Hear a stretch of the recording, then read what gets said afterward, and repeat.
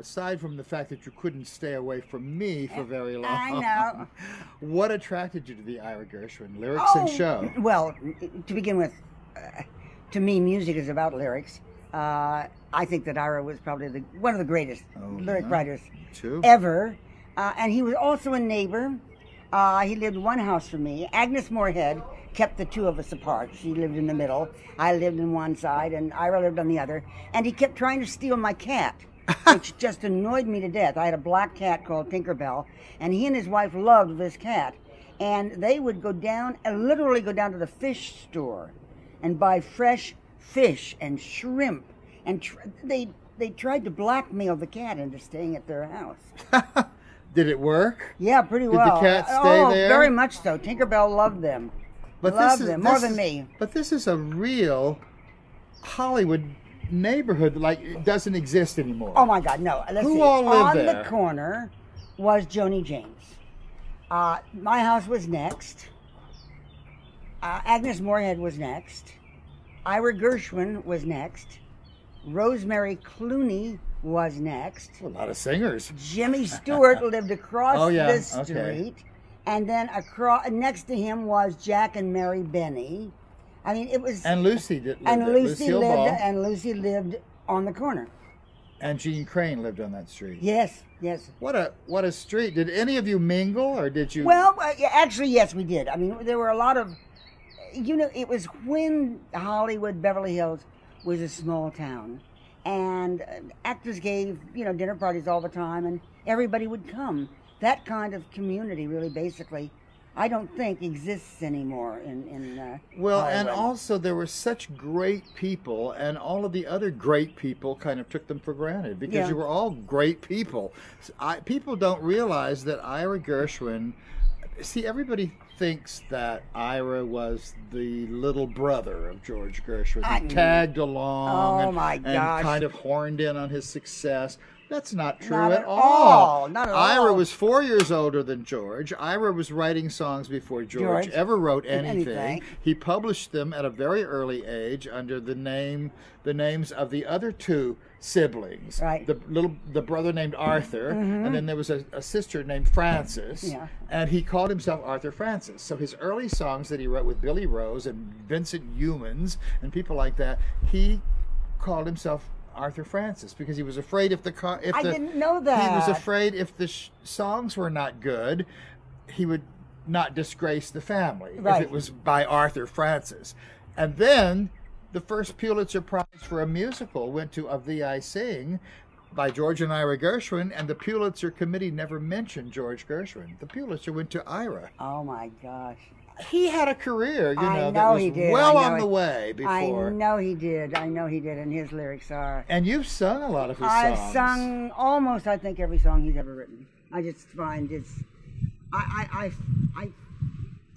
find so much heart in what he writes. He never writes trivial kind of... That makes it easier to interpret lyrics, doesn't it? Of course. For a when singer. you're really singing words that have meaning and that have an emotional impact, for me, that's really what it's all about, Well, one of the things that I have tried to do with this show when I was writing it is I wanted to show the reason it's called Ira Without George is I wanted to show that he had longevity. George died at a very early age, left behind a lot of hits, but Ira had so much ahead of him. Well, George was in his 30s when he died. Yes, and Ira was in his 80s when he died. So he had a long career that went 50 years longer. And he wrote with Jerome Kern and Harold Arlen and Harry Warren and Kurt Weill and Vernon Duke. And, he wrote great, great stuff. And not all of these songs are going to be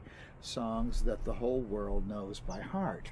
So it's kind of educational too. To absolutely. But they're going to know the songs that I'm singing because I like to sing songs that that people know. I love that. Well, yeah, and the songs that you're doing, should we tell them? Yes, them? Yes. Well, one of my favorite songs in the world was the last hit song Ira ever wrote, which was The Man That Got Away. Oh, sure. From A Star Is Born. Oh, yeah, The Man That Got Away. And I love My Ship. And My Ship from the Broadway production of Lady in the Dark. And I had never sung that song before. And I just But it's a beautiful It's song. become such a favorite of mine. And of course, you know, The Man That Got Away is... And you do Long Ago and Far Far Away. Away, yeah.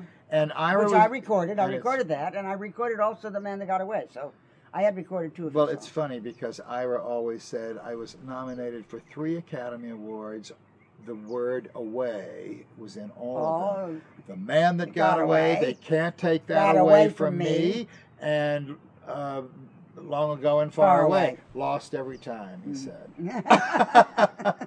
Bad luck word. Bad luck word. You know.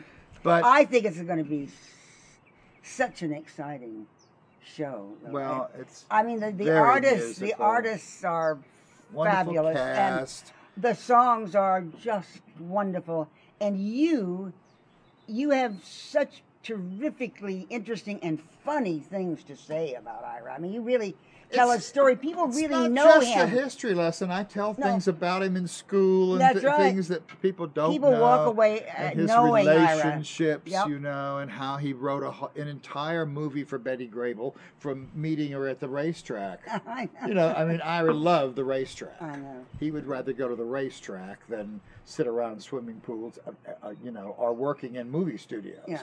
And Ira wrote an entire movie for Betty Grable when she could have had anybody in the world because they were great gambling buddies.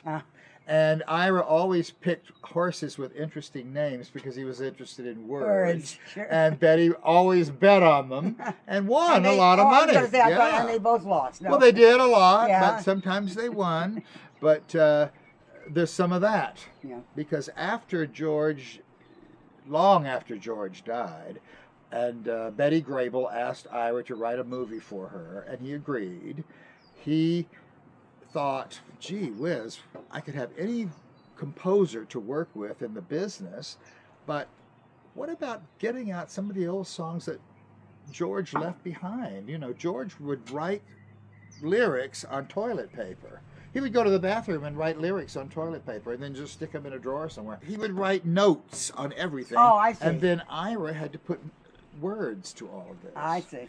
And so they found something like, I don't know, over 100 pieces of music that were left behind. And he wrote lyrics to all of these songs, and they all ended up in this movie for Betty Grable called The Shocking Miss Pilgrim, including Aren't You Kind of Glad We Did, and For You, For Me, Forevermore, and really good songs. And so that's an interesting aspect to the show, because although it's called Ira Without George, it's a little bit of a cheat because they will hear some George Gershwin. Yeah.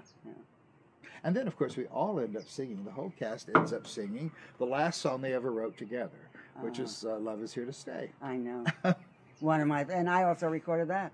That's on one of your. That's one of my favorite songs too. Well, if you're preparing an act, for example, do you often think of the Gershwins? I mean, when you're thinking of I'll tell you what I do. When I'm putting an act together, I almost without thinking will have one, if not more, Ira Gershwin songs. Really? Yeah, always. Because they're the songs that, to me, have emotional impact. And that's really the kind of singer I am. So that's the kind of music I would sing. I'm not really what you would call a jazz singer. No, but you are a storyteller. I'm a storyteller. And his lyrics tell great stories, yeah. They tell stories. Great stories. So I think it's I don't seek him out.